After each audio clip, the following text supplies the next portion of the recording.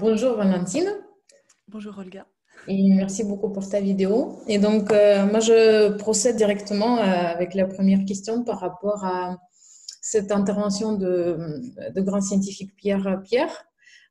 Et dans son intervention, en quelque sorte, dans l'écriture, tu partages pas de nouvelles informations. Il y a une reprise des informations que tu as dit avant, donc c'est juste un moment de blague Oui, auquel tu donnes pas mal de temps quand même. Et oui, je hein. voulais te demander donc, quel est ton rapport à l'humour en général et plus précisément dans la médiation, quelle place il a dans ton écriture des vidéos et dans les médias? Euh, je n'aime pas l'humour, je déteste ça. Non, en fait, le truc, c'est que je me pose pas spécialement la question, c'est juste que je suis quelqu'un d'éminemment drôle au quotidien. Et non, mais j'aime bien faire des blagues, je me prends jamais au sérieux, en fait. Et du coup, pour moi, c'était à peu près naturel de mettre ça dans les vidéos, même si ça n'a pas toujours été comme ça. Au début, je faisais un truc très guindé. Et puis après, j'ai des amis qui m'ont dit, mais pourquoi t'es chiante comme ça dans tes vidéos alors que tu l'es pas dans la vraie vie? Et du coup, je me suis dit, bon, bah, je vais tenter de mettre un peu d'humour. Et puis, plus ça va, plus c'est apprécié. Donc, plus j'en mets. Et là, les dernières vidéos, allez, je dirais 70% d'humour et 30% de science. Donc, ça va pas du tout. Et l'avantage aussi, notamment pour Pierre, c'est que ça permet de faire des petites respirations. Parce que si on se prend un bloc de 10-15 minutes de savoir, un cours magistral de 10-15 minutes dans la tête au rythme YouTube, ça peut être un peu difficile à gérer. Et là, justement, d'avoir Pierre qui nous parle pendant 2 minutes, ça permet de faire une petite respiration. Et donc, j'aime bien. Voilà. Mhm. Oui, c'est ce que je me suis dit, mais je me disais en effet, par quoi tu commences? Est-ce que tu te dis, ah oui, quand même, ce serait bien de respirer, ou tu te dis plutôt, en fait, j'arrive pas à ne pas faire des blagues et c'est ma nature, alors je fais comme ça. Après, je me dis, ah oui, alors, en fait, c'est bien parce que ça permet de respirer. Ouais, c'est un petit mélange des deux. Mais au début, c'était un peu de la sérendipité. Effectivement, c'était de la blague avant. Et puis après, je me suis rendu compte que ça pouvait avoir un rôle, une fonction intéressante dans la vidéo. Donc, je me suis dit, bon, bah, je vais garder ça, parce que c'est pas mal. Et puis, Mhm. ça fonctionne. J'ai eu des bons retours dessus. Donc, je me suis dit que j'allais garder ça. Voilà. Ok, donc, est-ce qu'il y a d'autres changements qui sont apparus depuis le début de ta chaîne, à part plus d'humour et peut-être moins de science en proportion? Oh oui. Bah avant, la chaîne, déjà le rôle, la finalité de la chaîne a complètement changé. À la base, c'était plus, je mettais en ligne mes projets que je pouvais faire à la fac, puisque j'ai fait un master en journalisme scientifique, pas mal axé audiovisuel, donc on avait des projets à rendre, des trucs comme ça. Et puis en parallèle, comme ils nous prêtaient du matériel, on a pu s'essayer à faire des petites interviews, des trucs comme ça. Donc ça, c'était un format un peu plus pro, je dirais. Ça me servait de vitrine professionnelle en fait. Et puis au fur et à mesure, bah, plus j'ai eu un job, moi j'ai eu besoin de m'en servir de vitrine et plus j'ai pu vraiment expérimenter comme je voulais. Et c'est là où j'ai commencé à faire un peu n'importe quoi. Mhm.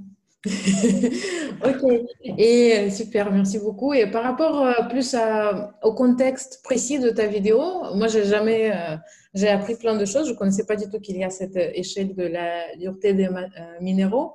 Bah, Et personne la connaît parce que c'est pas très intéressant en fait.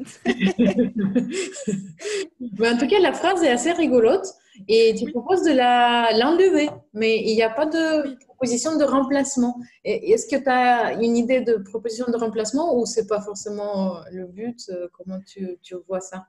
Eh bien oui, figure-toi que j'ai fait une autre vidéo après qui s'appelle On a failli s'appeler Jean-Michel Apathy. Où en fait, donc Jean-Michel Apathy, qui est un journaliste de la radio, des ondes publiques, je crois, je ne sais pas très bien. Voilà, c'est un journaliste politique. Et donc dans cette vidéo, je propose une solution alternative, pour mémoriser l'échelle de Mohs. Et pour ça, je me suis basée sur des travaux du champion de la mémoire qui s'appelle Sébastien Martinez, enfin un champion de la mémoire, parce qu'il y en a chaque année, je crois, un truc comme ça, qui a écrit un bouquin et qui a fait une BD surtout, donc ça c'était plus à mon niveau, sur, sur les différentes méthodes de mémorisation pour se souvenir bah, de phrases ou de séries de chiffres ou de trucs comme ça. Et donc je me suis dit, je vais essayer d'appliquer ces méthodes à l'échelle de Mohs, voir ce que ça va donner.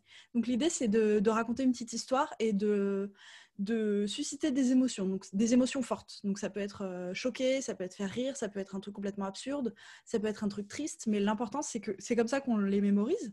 Et du coup, je propose une petite histoire. Attention, je l'ai notée parce que même moi, je m'en souviens pas.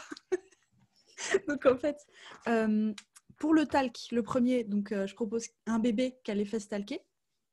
Après, le gypse, donc le bébé va avoir un gypsy. Le gypsy est en calcif, donc ça c'est pour la calcite. Après, ils vont sur l'appli FaceApp, donc ça c'est pour la fluorite. C'est un peu approximatif, mais j'avais très envie de parler de FaceApp. Après, donc sur l'appli FaceApp, ils soumettent une image de Jean-Michel Apathy, qui mettent avec le filtre vieux, sauf qu'en fait c'est la même personne. Donc la apathie, c'est pour l'apatite. Après, on a l'orthose et le quartz. Donc ça, c'est Jean-Michel Apathy qui a une orthèse à un bras et il a une montre à quartz. Et après, il y a Adriana Carambeu qui arrive et qui est topless, c'est pour le topaz. Et là, donc, le gypsy tombe. Ah non, je me suis trompée. Adriana Carambeu arrive topless et elle est là pour faire la quête pour la Croix-Rouge. Et donc, elle dit aux gens encore un don. Donc, ça, c'est pour le corindon. Et le gypsy tombe fou amoureux d'elle et il lui offre un diamant. Et voilà comment on arrive à toute l'histoire. Ok, merci beaucoup, c'est magnifique. C'est Avec plaisir à regarder cette vidéo. Ok, bah, c'est un merci. petit peu approximatif, mais Mhm. l'idée c'est qu'on peut utiliser tous les moyens mnémotechniques combinés. Donc on peut très bien garder ta grosse concierge folle d'amour et utiliser ça en plus si on veut. Et l'idée c'est de s'approprier les moyens mnémotechniques. Donc on peut très bien se fabriquer son propre moyen mnémotechnique autour de l'échelle de Mohs si on n'a vraiment rien d'autre à faire. Merci beaucoup à toi. Merci à toi.